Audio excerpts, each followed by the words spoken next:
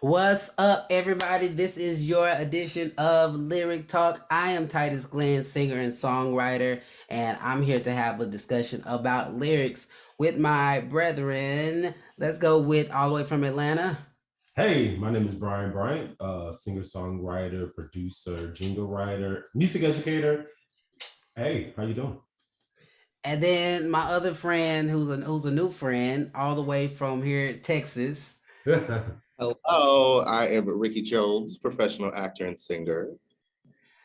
So y'all, I'm very intrigued because the energy on the call already is already high. I think because I value the opinion of Brian, and then Ricky. We become, I don't know what to call it, a bantering brotherhood. I don't know what to call it, but so it's going to be interesting on how these discussions come about in this lyric talk.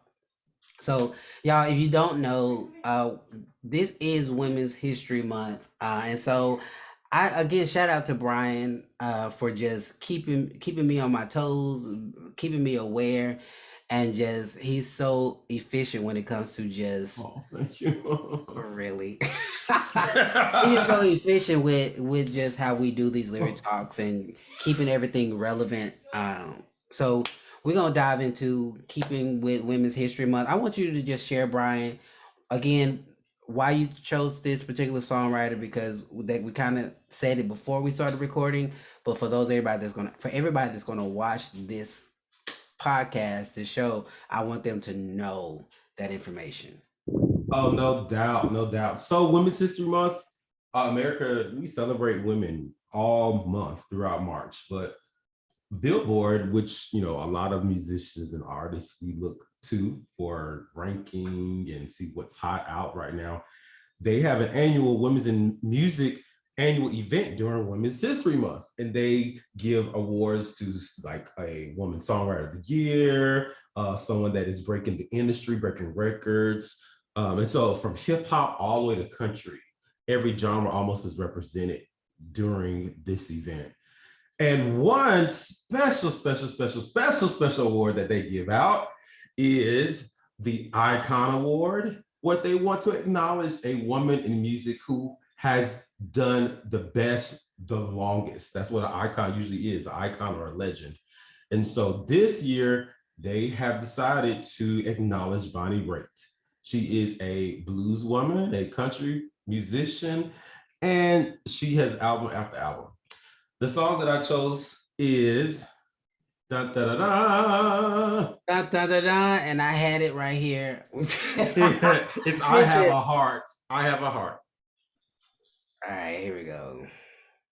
I'm sharing my screen and my sound so we can get it up and running. This was named her best song by bluesrockreview.com. So shout out to bluesrockreview.com. Oh, my computer is tripping for real. There we go. All right, everybody see that? We good? Yes, sir. One day soon, this whole broadcast of Lyric Talk is gonna be different. Like for real, for real. What are we doing? All right, here we go. Whoa. Y'all give me a second. My computer is doing some silly stuff today. Oh. I'm gonna do this one more time, y'all. I'm gonna have to probably. It's all right. Yeah, Here we go.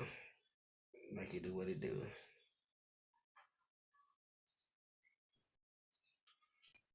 All right, here we go.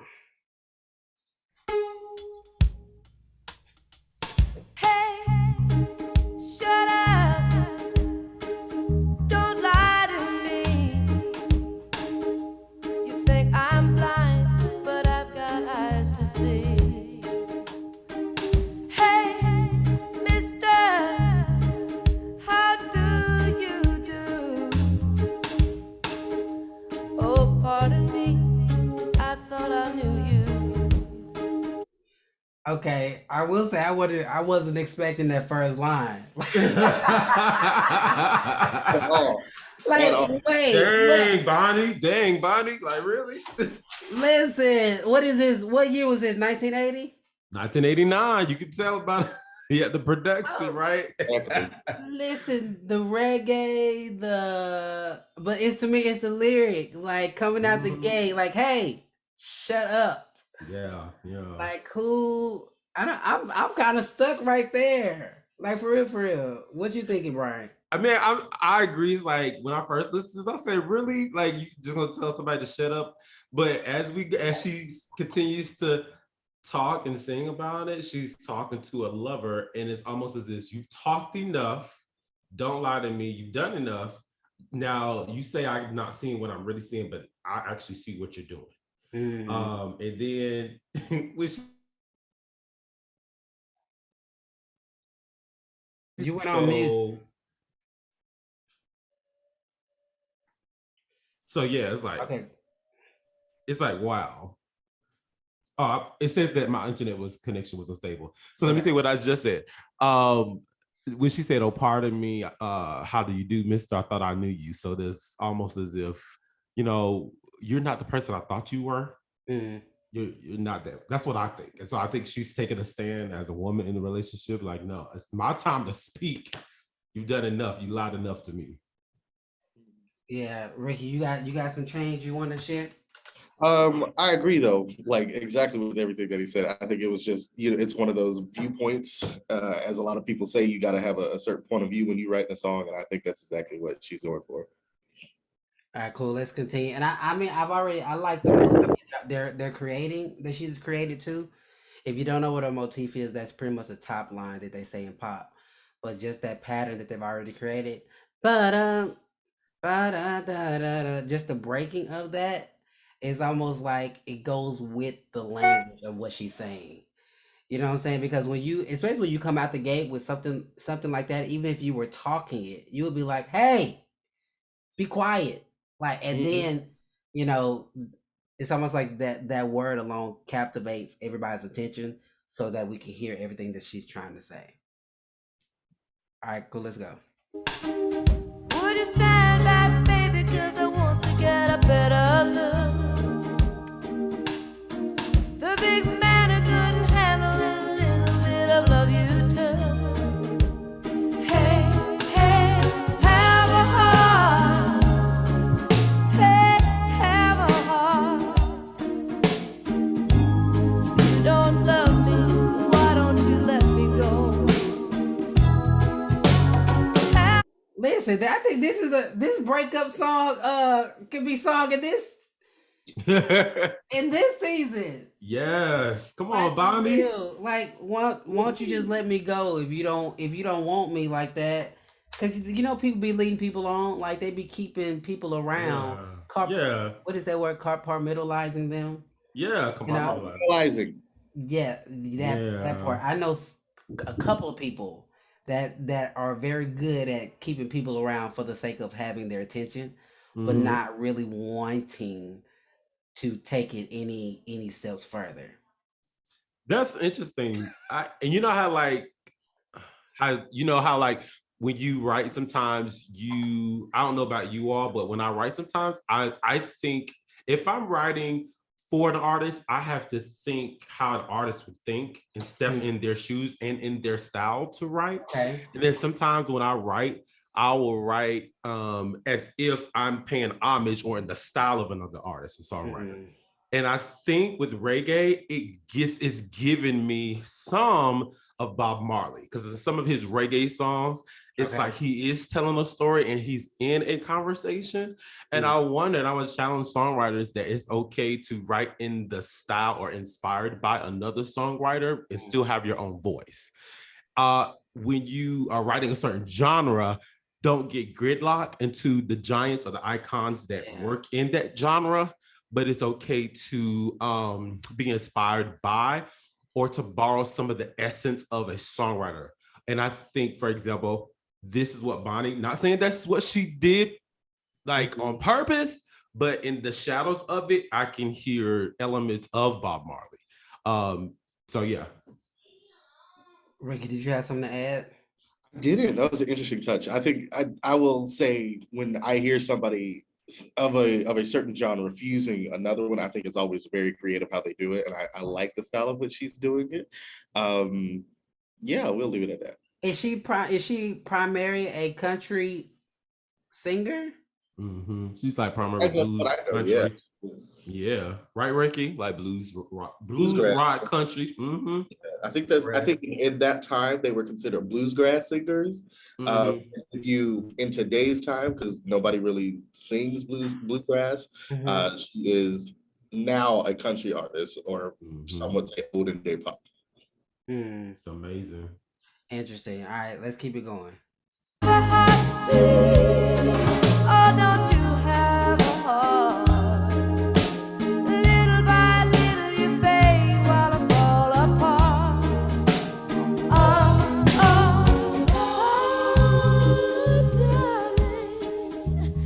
I love you so. I told you yes, and then you told me no. These lyrics though.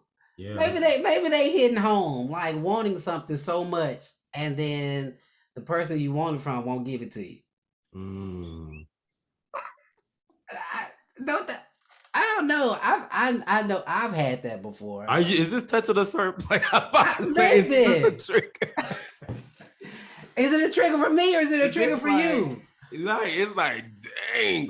But she's doing such a great job, because I'm used to hearing breakup songs that are more balladry, and they're almost kind of you know what I'm saying? Right now, it's there's a juxtaposition in this. It's like, I know usually reggae, especially with the key that this is written in, is more of a major key, and the progressions are more positive. But the lyrics that she's saying so far are, describing a breakup and a hurt. Yeah, I don't usually hear that juxtaposition in this way, I could see some. I have this analogy, and I'm not trying to be racist. I have this analogy of two Caucasian drunk women singing this song in a bar.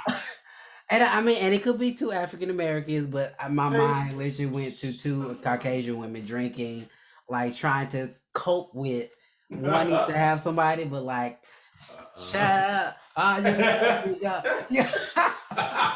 Maybe like a Caucasian waiting to exhale. Maybe. Oh, all right. Caucasian waiting to exhale. Yeah. Come on. Would that be considered Sex in the City?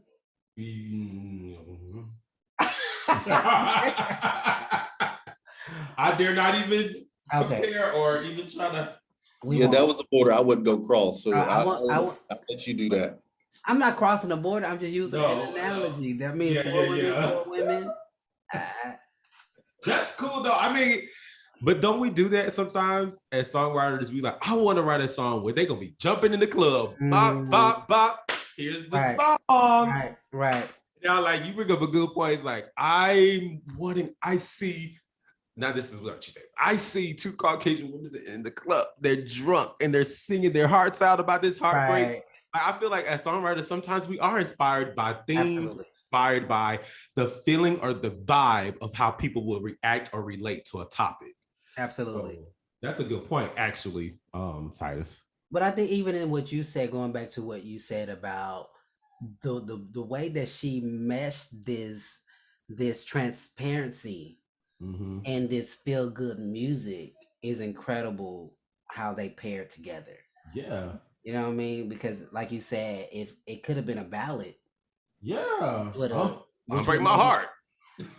Which could go ahead, Ricky. I'm sorry, that's my song. I need to call Bonnie. Sister Bonnie, can you write a song with me or for me? Listen. Is that right there? Cool. Let's do 30 more seconds and we'll move on. Here we go.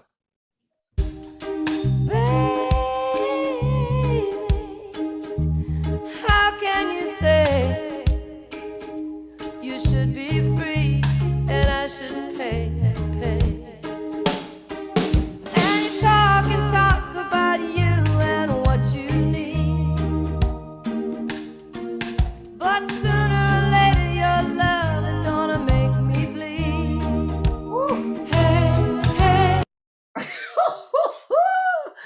Listen, we bleeding out because we holding on to somebody that won't love us right, or is giving us half themselves while we give our whole selves. Yeah. Yeah, that rhyming is on point too, man. It's not Okay. cheesy. The rhyming is not cheesy either.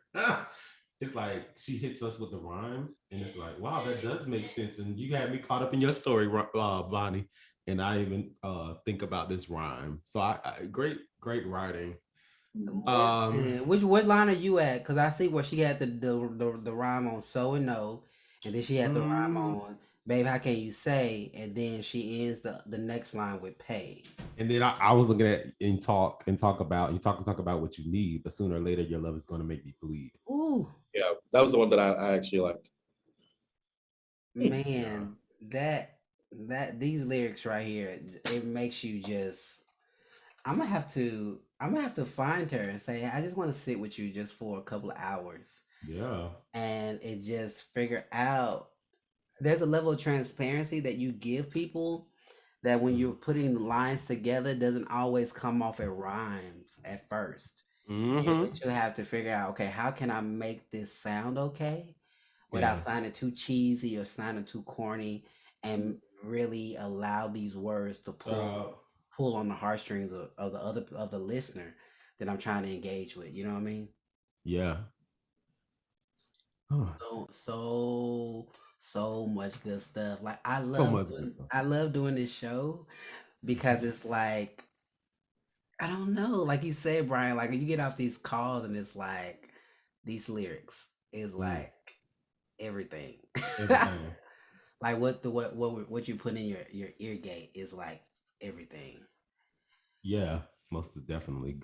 Shout out Bonnie. Shout out Icon, named Icon Billboard Women in Music Award. Absolutely. And I think, just what you said, Brian, just to give acknowledgement to her as a songwriter, some of her top 10 that they put from Block Rock Review. Number 10, Walking Blues. Number 9, I'm in the Mood. 8, The Thing Called Love. 7, Angel from Montgomery. 6, Don't It Make You Want to Dance. 5, Run Away. 4, Nick of Time. Oh, she wrote that. Like I'm learning stuff all the time. Number 3, Something to Talk About. Didn't know she wrote that. Uh, Ricky, you said this early, I think. Number 2, I Can't Make You Love Me. Mm-hmm. And then number 1, I Have a Heart.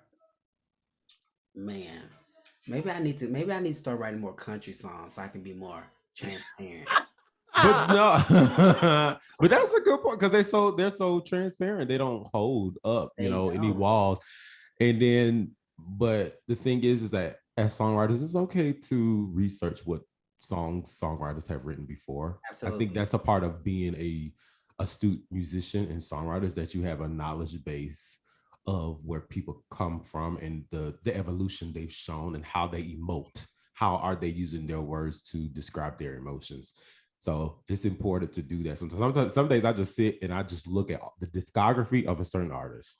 I sit and then I look at so this album, they're more techno. Oh, this album, they're more piano based. And what are they talking about in this? How do they approach this song? How do they approach this topic? So yeah, it's important to do that. And that's how we grow. Reading, and I think you said this before, Titus, like reading helps you grow as a songwriter. Your vocabulary, you have more of a reservoir to pull from because you're trying to use words and not the same words all the time to get your point across.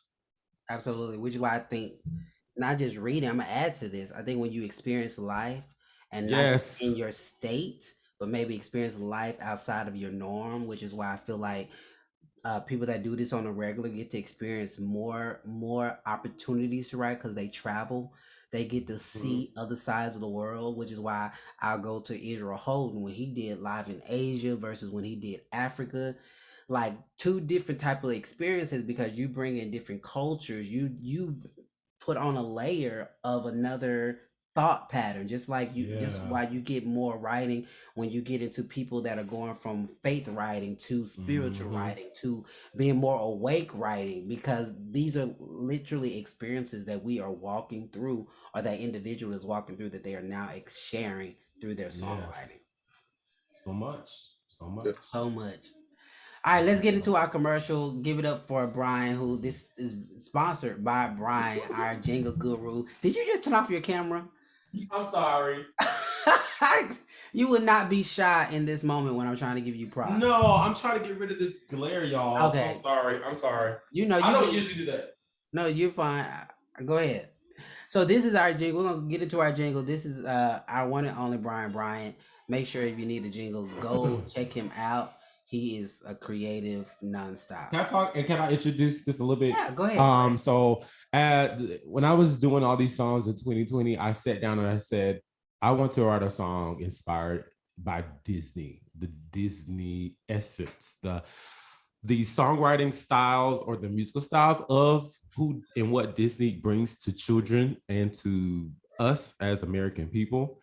And I wrote the song. And so there it is. This is called Where Do You Go? And it's more so of a short song rather than a jingle. So yeah. All right, cool.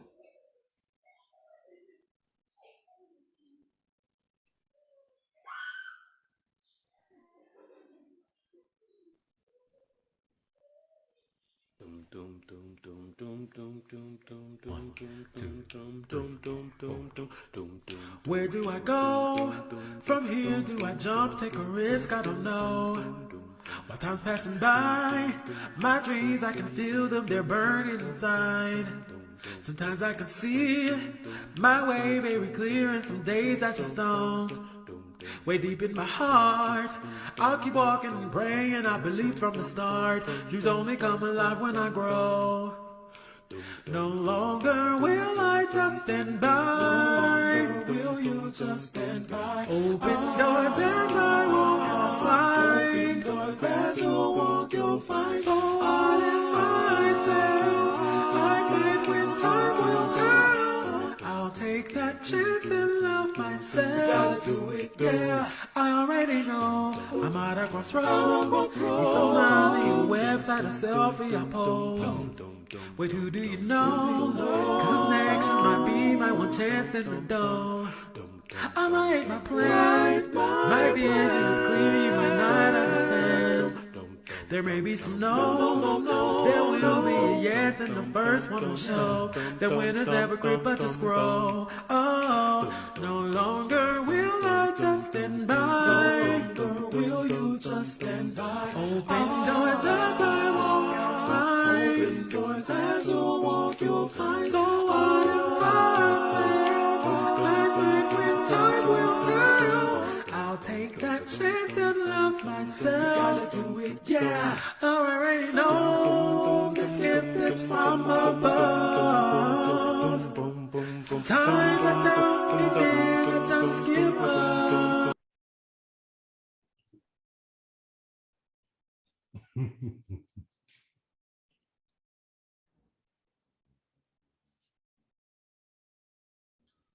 My computer's acting really, really silly. That was me.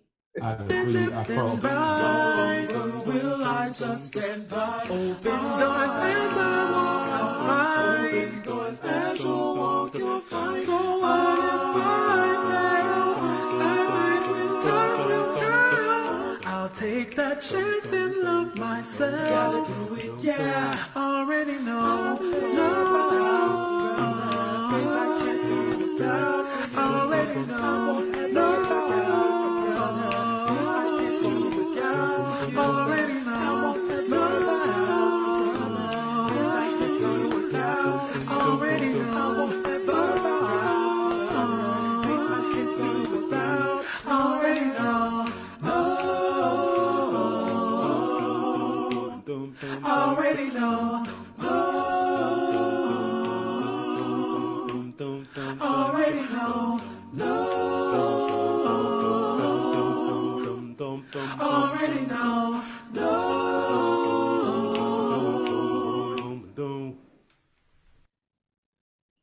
Yeah. Hey, Brian. I need that energy back.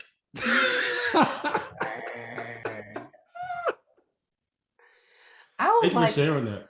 come on, Mix. Oh, I wow. like you, the way you was flipping from head to check. So that was that. Yeah, I'm gonna be able to sing like that one day. Be quiet. Ricky, why is he on here acting up? I mean, literally. I mean, he does it all the time. He needs that attention. Oh, don't go there. Don't go there. Let me mute his mic. Let me go this way. Whatever. But thank you for sharing that, Titus. Y'all can follow me on Instagram at the Brian Bryant, and on SoundCloud that's Brian Bryant. That's what's up. All right, y'all. Let's get into our next song. Ricky, I'm gonna let you introduce this one. Okay, so I chose this song. I did not choose it because of the whole women in music thing. So I feel bad because I knew that was happening. But anyways, I've been on an Adele kick. So I listened to the album, but I like to, when you hear an album for the first time, you know, you're excited because it's a favorite artist or whatever. But I like to go back and like seep through and pull out certain parts and say, well, why did she write this? And let me get my opinion on what can I relate to the song, or why can I relate to the song? So Miss Adele, My Little Love, the song that makes everybody cry. It's just my jam. Does it make you cry, this one? It's, you know, certain parts I relate to it, you know, for certain personal reasons, but I like it. Like, it's my jam. Bet, let's get into it.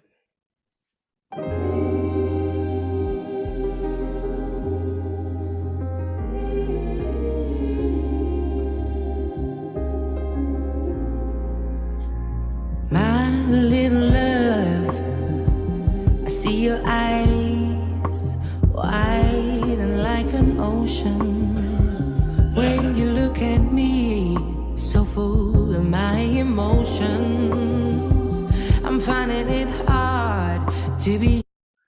Okay. First of all, I applaud you, Ricky. I can agree and say you got taste. Yeah. Wow. Because, Wow. some days I question. Some days I question. You know what? I mean, look, if I don't know nothing, I know my music, okay? Okay. But you know what? This song, I don't know if you agree, Ricky, with this, but from what I heard from this album, and this song is showing it, is that a lot of the album she was inspired by R&B artists. And this kind of shows a different side of Adele, because we're usually getting of a pop British, a pop balladry and soul type of feel. But in this, with this song, the first 20 seconds, 25 seconds, it shows me that she or her producers have been listening to a little bit of 2000s R&B and then like 2010s, maybe early. I don't know why this artist, she left her name left my head, but when I hear, I'm gonna think about it, because for the life of me, I don't know why. Her face is sitting right here, but I can't think of her name. But I'm gonna think about it, I'm gonna get it, and I'm gonna mention what I think this whole project reminded me of. But I gotta remember what it's called, or what her name is. Okay. All right. Y'all gonna you get what I'm saying though? I do get what you're saying though. I feel like there's certain, oh my God, why is her name not coming to my whatever? Anyways, but I gotta figure out this album. I'm gonna come back to you. All right. Yes, all right. I will say I'm liking the vibe from the beginning when you press play. I mean, to me, the whole album is definitely phenomenal. But this one is definitely, I think, a song that I went back to a couple of times just with the feel of the whole album and the transparency. Lauryn Hill. Really? That's there's some certain choices. I feel that there is some Lauryn Hill in her that she decided to go to on the soulful route. Gotcha. And I just, for some reason, I don't know why. Lauryn Hill or the Fugees type, like not the Fugees. No, we not the Fugees. I'm saying just straight Lauryn Hill. And just, I'm gonna say vocal wise. Let's not go music choice. I'm gonna say vocals, just because, and that's the whole project in a whole, not this song. Okay. As a project in the whole, there's certain parts of that I hear. I think we don't have to get involved. There's a lot of choices she did that I love. Okay. Well, I'm pretty sure it's gonna come back up. Here we go. Let's Sin City, I know you feel lost. It's my fault completely. Tell me you love me.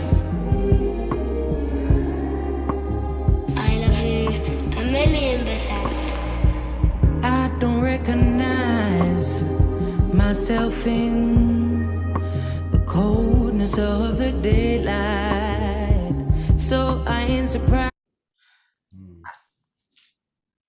Can y'all go first? Because I gotta kind of formulate what I want. To me, again, this song is definitely, it hit home for me, especially walking through a divorce. And I know that she wrote this in her process. And so for her to write this song in a way that's basically saying, I'm talking to you, my child, because I know you see what I'm going through. And I'm trying to own my shenanigans, you know what I'm saying, and let you know that, you know, this is my song to you on me walking through everything that not only am I walking through, you walking through it because you're here in the middle of it. She did an interview and she talked a lot about how she wanted this album to be the understanding for her child when he grows up. So that, you know, and that's where I relate a lot to, because, you know, I just released an album myself, and come on now, that album from that project for me is a project of, you know, growth and, you know, mental development and everything like that. And so looking at the physicality on someone versus understanding their mental, you know, strength is a lot. And so when you can come back to a story like this and you can just listen to them passionately write and sing it, that says something. That says you don't have to ask me when I'm telling you it now.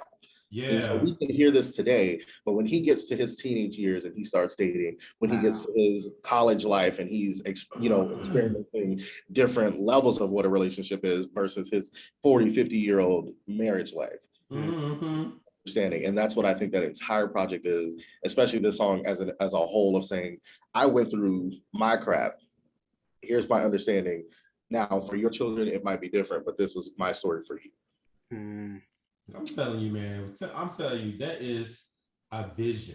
That is a vision that is so powerful when we talk about the songwriters, and like we're in a song and then 20 years, 30 years later, that person or people relating to it or gaining some experience and wisdom from it.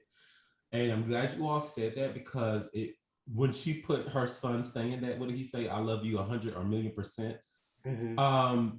Like thinking about using samples, or how can I articulate this? So when she put that in this song of her son saying that, that's not songwriting, if you get what I'm saying. That's a part of songwriting. Absolutely. In which you may not have written it down, but because you're including it in the song, it becomes a part of the lyrics of the song, and it adds an effect to it. So now that you've said that, Ricky, it makes me think that, you know, while he listens to it like 10 years from now, he's going to hear himself in her story, or hear himself in the songwriting, the lyrical content of what she was expressing to him and expressing to the world of what she went through. I think as songwriters, thinking about samples, they're not just something, or sound bites, they're not just something you just put in your song and say, oh, this sounds cool. No, you're placing it in a song, in this song, because you want it to have a certain impact or effect. And so I love that she included that part. Yes, indeed. Oh, I'm just having like eargasm. It is, and I think it goes back into saying, you know, people across the world, we listen to music because it's mood music, and you know, whatever mood we're in, we're going to listen to this song. But sometimes people don't understand the people singing it, they're not the visionaries behind it. And so they truly need to give props, not just to the people singing it, but the ones writing it, because there is an entire process that it took them. Because you can write a song overnight, but you can't write a hit in a couple days. Thank you. Well, here's the thing. I think you can write a hit in a couple of days, but I think, it's the experience that you can't live through in a couple of days, right? Because I think it's once that song hits, you literally can regurgitate everything that you walked through within minutes or hours or something like that. Even if you're going to critiquing it just a little bit to just fine tune it. So it's an elemental process. You cannot walk through the process of what it takes to actually start getting that song. You know what Exactly. I'm saying? So, but I hear what you're saying too. But like this right here, this is definitely one of those songs that's like I picture it like a Dr. Seuss book, Okay. if you will, like a song that you can actually read and Mm-hmm. it won't lose its potency. You know what I'm Mhm. Mm-hmm. saying? Mm-hmm. For the livelihood of us being here. Gotcha. Yeah. You know what I mean? Because it's legit something that not only her son will read, but maybe his children will sing. You know what I'm saying? So it's literally a song that's going to go from generation to generation. Not that through her, just through her generations, but through, listen, it's going through our generation right now, because Mm-hmm. we can actually relate that, like Ricky, I don't know if this is your story, but you could probably relate maybe some things that you saw while in a young age while walking through this process, you know what I'm saying, of your parents. Just like I can't remember at all what my parents went through, but I'm pretty sure there are other people that are living through this song right now, and it's bringing up memories of what they had to experience while walking through a divorce as a child. Yeah, I definitely. Well, my mom, she's been divorced before, but that was more so. That was rather in my high school years, and so I remember her. Remember seeing her kind of transition and go through the hills and the bumps and the valleys of divorce, and to as her son and seeing that, it hurt me because it was like I want to stand up for my mom. I want to protect her from you. I want to protect her from whatever she's done. And I think that a lot of times, you all can correct me if I'm wrong. A lot of times, moms and or dads, they can put children on their side and put the child against the other spouse.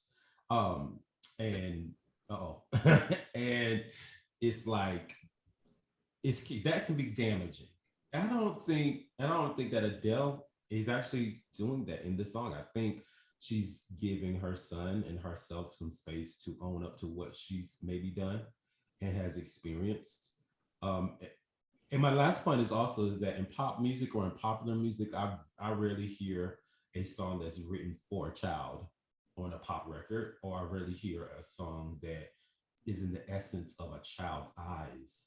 Um, so kudos to the songwriters on this. And usually genius.com lists the songwriters who wrote a particular single or a song. But round of applause for y'all, because some of these images that she's using in the lyrics are very powerful. Mhm. The coldness of the night of day. Excuse me, I don't recognize myself in the coldness of the daylight. So hold on, girl. It's day, and if it's winter, it can be cold. Mhm. But if it's not, you could still be Imagery, cold. imagery. Very good. It's very good imagery. And I ain't surprised you can read through all my lies. I feel so bad to be here when I'm so guilty. I'm so far gone. And you're the only one who can save me. But even in that line, Brian, that's pressure from a On little the child. child. Right. Don't You get even, it. yeah. You You get can it. you the only one that can save me? No, Yes. sis. But to be honest though, can I say this? Y'all help me walk through it. That the sometimes in divorce, it is the child that gives the parent the encouragement and inspiration to move on. That I've got to live because of you, and not to say this is. Yeah, it's not like Right. I'm depending on you, Right. but no, the existence is that this is hurting me so bad right now. If I could just shift my focus on you and to continue to live for you, and then I can gain my identity as I'm living for you. Sometimes I think it's not, a lot of people don't adapt it as a learning experience. Even though there are children that have to, watch their parents separate, sometimes it can be a learning experience for what we want going forward in our own Mm-hmm. lifetimes. So like my mom, she's recently divorced, and hers it wasn't messy at all. It was handled the way that it needed to be handled. And me personally, I'm in my relationship, and I'm like, I'm not going to go through that. I don't want to go through that. So what are these bits and pieces that I can take to say, let's get that out of my story. So when I'm Right. writing my chapter, Absolutely. I don't have to go through exactly what they went through. So this can be a full learning experience for that child growing up to say, okay, how did he love? How did she love? What's different, you know, that I need to be doing? So when I can tell somebody I love them, I have my own, you know, nature about it. So it's a whole background of learning lessons, in my opinion. And to answer your question, Brian, I think it really has nothing to do with the child, in my opinion, but the child becomes an influence or the why. That's what I'm saying too. Right. So I guess to answer your question, you know, because the child they're just here existing, but it's something innate in a parent that said, I gotta find a reason and I gotta find a why to how I need to get up out everything that I'm feeling while walking through this. Right. And I one more thing I want to add to is that in seminary I took one class on marriage counseling. I think it was like marriage and family. One of the things that my professor challenged us to do was to write out our story in our family tree. Then in the family tree, she wanted us to say and to use diagrams to indicate which relationships were married relationships, which relationships were non-married and they had offspring, which relationships were married but then ended in divorce. Then she went on and said, let's look at the patterns here. So your parents were divorced. Were your grandparents, they got a divorce. Did your mom get a divorce? Yes. Oh, now let's look at the next generation. So sometimes I don't like using the term generational curses. I don't like that, and I'm dealing with that in my theology and how I'm having to find a basis scripturally for it. But back to your point, Ricky, is that sometimes we are using this as a learning, so that this is the textbook for me to learn not to do certain things or what to do in my marriage that's coming up, because sometimes these are patterns that are passed down by generations. So if her son looks and listens to this as a textbook or as a guide for love and marriage, then he can move on and maybe not make some of the same mistakes. Right. I mean, you have valid points that I can see. I know we got to move on to the next song because we're like we could literally sit on this song and it could probably take us in various ways, because I think even if she shows her son this, he still has the choice to have a healthy marriage if he chooses to get married or not, right? Because there are people out there that parents gave them an example of what a marriage looked like, and they chose to go a different route. You know what I'm saying? And their marriage is not as successful. So I think it's, at the end of the day, she gave him, this is what it is for me, but at the end of the day, he's going to have to choose what it's going to be for him. So Exactly. That's the power of love right there. Listen, all right, we got to move to the next song, but this right here, like this right here, this is so, but the whole album in itself is so well done. It's so good. I can't even. I think it's like one of the top divorce albums that any artist has done, because there's a lot of artists that have done divorce albums, and this one has been. Well, maybe we need to pick a date, or we just review the whole album and just go. Oh, they're gonna be the next album review. I think we should do an album review on the entire Adele album. Let's just walk through it. All right, we got one more song, and we normally end the show with a inspirational song. I went with Deitrick Haddon. He got new music out, and I was like, this would, you know, I think it's up Brian's alley because it's on the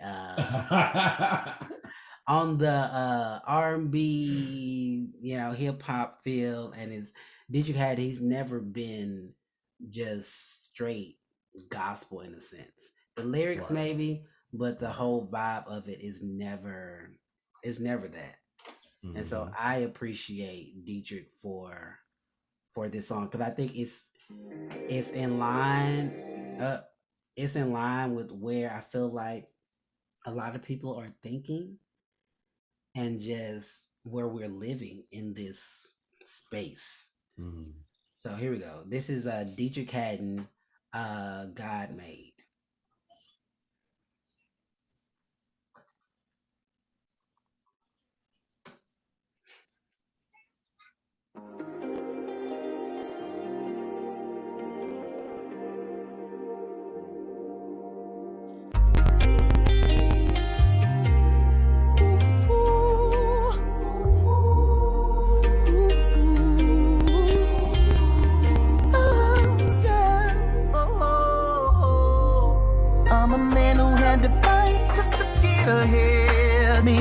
explain why I'm rough around the edge. All right, I know we like only 30 seconds in, but I always like Deitrick had his honesty, especially with being religious. It's like he's okay with just putting it out there. Yeah. And those that don't know Deitrick Haddon, he used to be married with Demita Haddon, and they used to be like worship leaders with Paula White and Paula White's husband, I think. Child. In Florida. Then they went through divorce, and that was kind of, I think they did handle that well in private. But then, Deitrick Haddon was known for being on Preachers, was it LA? Yes. And Deitrick Haddon has been definitely out in the open about his belief and what he got going on. And I think he had a lot of gospel scandals that I don't want to call it scandals, but a lot of issues around religion and Deitrick Haddon. And so he's pretty much saying, hey, I know this about me. I know this about me, and I'm loving that Ricky. What y'all thinking? He's over there just. I wasn't okay. Look, I was trying to hold it back, but I couldn't. I just, I'm here. What do you think, Ricky? I didn't say nothing.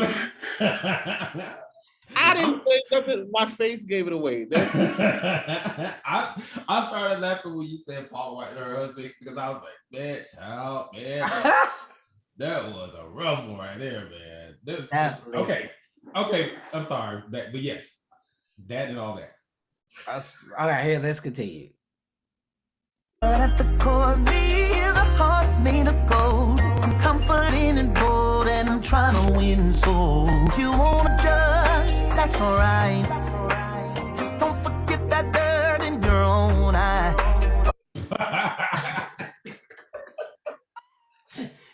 You see, like, I feel like he's calling himself out, but he's okay to say, okay, you're gonna talk about me. Let's talk about you too. But I feel like this is a repeating motif of Deitrick Haddon's. Okay. He continues to say, if you're gonna judge me, you need to look in the mirror. He's been saying this is a type of message he has been repeating since, like, I don't know, the end of time. I'm talking about from Sinner's Prayer. And I'm not saying that this is a bad thing. This is a part of Deitrick Haddon's artistry and identity as a gospel artist, is that a lot of Christians, they are always judging people, but at the end of the day, you have a lot of dirt. You have a lot of dirt, ma'am and sir, to be calling me out. So are we willing to talk about all that? Open the box. Just. But I mean, like, pretty much that's what he's saying, though. He's like, you're gonna call me on this, and let's call you on what you do, because I mean that's a whole different conversation about the hypocrisy that we've experienced and we yet to experience for the church at large, being able to talk about other people, but then you got your own issues at home. So, interesting. Wow. Oh, I am there, I get caught in my emotions. Never ever question my devotion. God made me who I am. His eyes, I'm perfect. His eyes, I'm perfect.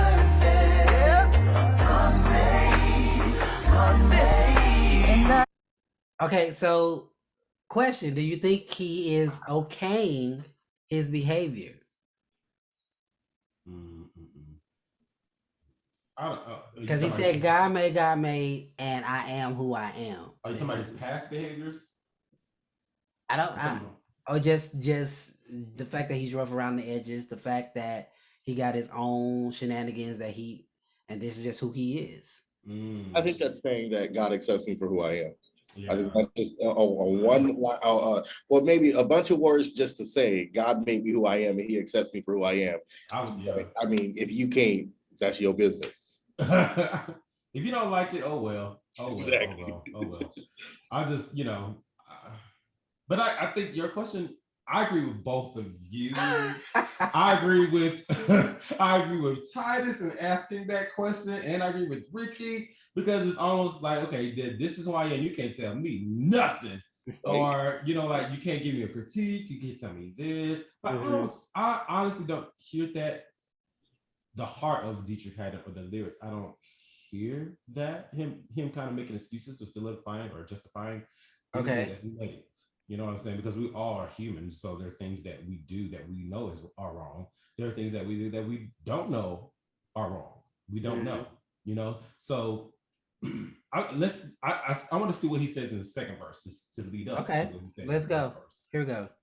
Am who I am because of I am. I'm God-made. Yeah, I'm God-made. I am God-made. Yeah, I'm God-made.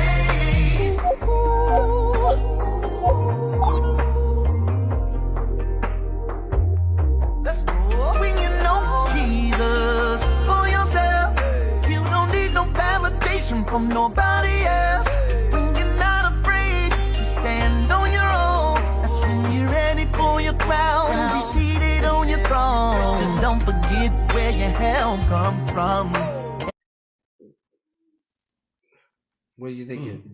Now that he's followed up with that, more so of Sounds like two different storylines, huh? yeah, it's like the first verse is almost as if he's saying, you know, I am rough, I am this. The negative sides are in the positive sides, and the second verse is almost a validation. I think he even said the word, like being affirmed by Christ, and then, you know, if you are who you are and God loves you, and you know God loves you and made you who you are, then that is your crown, that is your seat, that is you stepped into your own.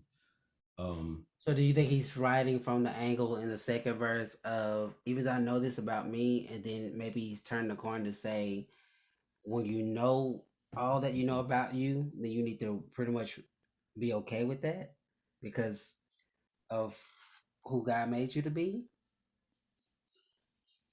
Because I feel like if I would have wrote the second line, the second verse, I would have went more into detail to pick up, say, like first verse, I know I'm around the edge, but maybe second verse, I know I did this, I know you seen me do this, and I accept that. You know what I mean? Right. So I feel like it's like two different storylines going in the same song. Yeah, yeah. It's interesting. It reminds me of that song by the Walls Group. I think they had a song out. What was that song? It was more of an R&B pop track, but they had the same type of lyrics. Like, you can't tell me nothing, really. It was like, what is that? Oh my goodness, I'm gonna have to find it. what was the song? And it was like a few years ago they released it, or a couple of years ago. Da, da, da, da, da, Right, just let me live my life. Yes, that right there. Yeah. So where do we draw the line of living your life? You know what I'm saying? Like, how open should we be? And should is a word that is more so a normative context. Like, it's really up to you. I can't tell you what, but like, do we open up our lives for critique? And how far is that? And then how far do we go with, like, yeah, I'm living my life. This is who I am. You can't tell me nothing. But as long as you're living your life, I think what he's saying, and then if you're shining so bright and doing the good things of being who you are, as long as you don't outshine the sun, what he's saying in this line that's on the screen right now, it says where your help comes from, and you don't try to shine brighter than the sun. And then I'm not going to go on because we haven't gotten to that next part, but yeah, Well, let's do another 30 minutes and then we'll wrap it up. Don't try to shine brighter than the sun. And when the negativity comes your way, remember, I'm God made. God made me who I am. What did you get some more revolution to your thought, Brian? You know what I was going to say before you press play is that I'm not saying that we're having trouble at talking about the song, but we are having some trouble talking about the lyrics of the song.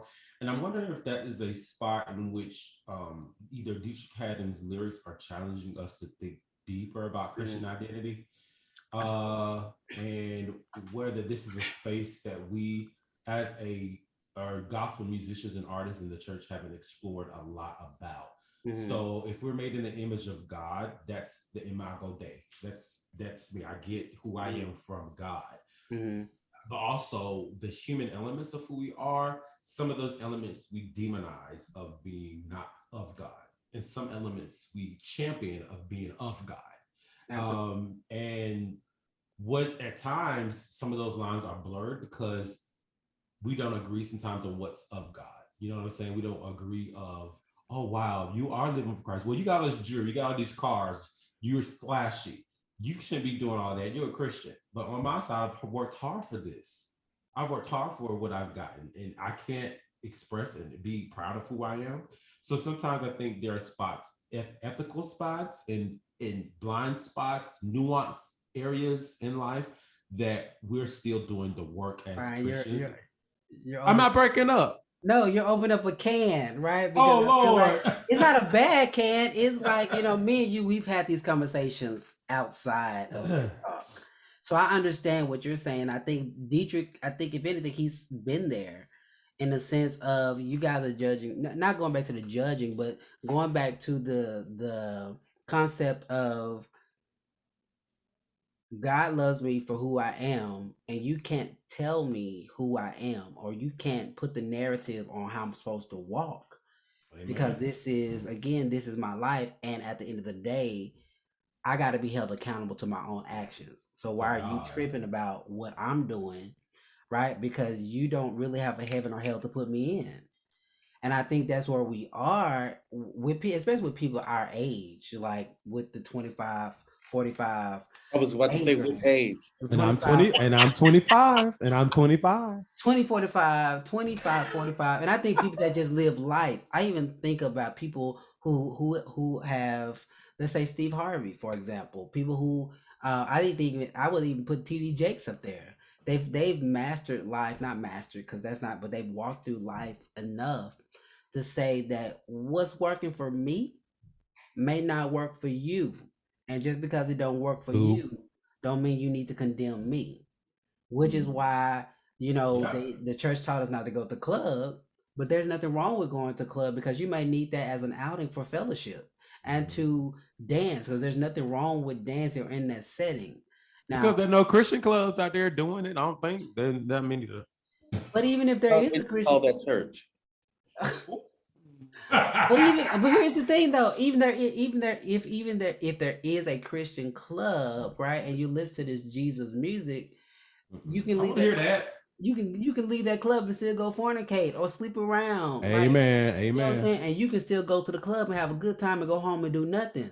You know what I'm saying? But you showed up just to drink, which is nothing wrong with drinking, and you showed up to dance and feel good about yourself, right? So I think it's the way that we've been taught that we're literally having to deconstruct what the church said has been bad, which may have not necessarily been bad, because anything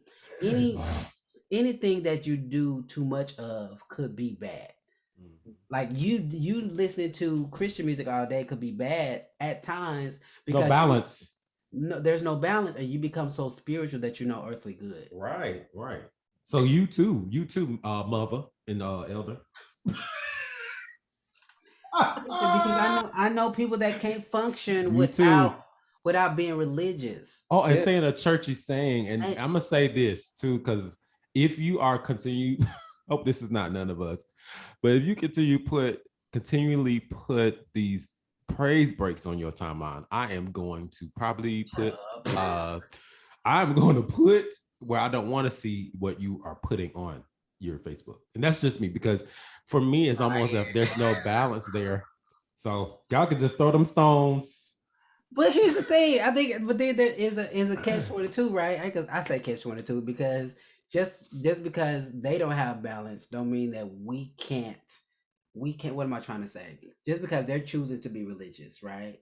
That's them. So we can't even condemn them for being religious. No, and I'm not condemning them. I know that. And I think it's like what you said earlier, Titus, like this is a balance in what works for you. Right. And what I just said, I did judge that person in saying that maybe you don't have balance. But clearly, like from what you're putting up, and again, this is open up another box with like social media. Like Absolutely. If I see what you're putting on your page, and it represents you, I'm taking it as a representation of who you are, then I can judge you and say, dang, that's not a God, or you know what I'm saying? But you know what, mind your business, like Paul said. Then mind your business. Just mind your business and live That's your all. life. Just mind your business. What's that Rudy Huxtable? What's that Rudy Huxtable? Mind your business. That's no. They were Fresh Prince. Mind your business. That's all. Just mind your business. Oh, that sounds like a good sample to put in the song, Titus. I might do that. Because who's writing outside of gospel these days? Me, for sure. But y'all, that's been our show. Any closing remarks y'all want to make before we get out of here? I'm sad that this has to be over. Dang. I know it was a lot. But I told y'all from the beginning. I said I feel like this vibe in this room has some epic conversations. So y'all, if you guys watch the show, when you watch the show, make sure you like, subscribe, and tag people in the conversation of Lyric Talk, because what? Lyrics do matter. So y'all, that is our show, and we will see you guys next week. Peace.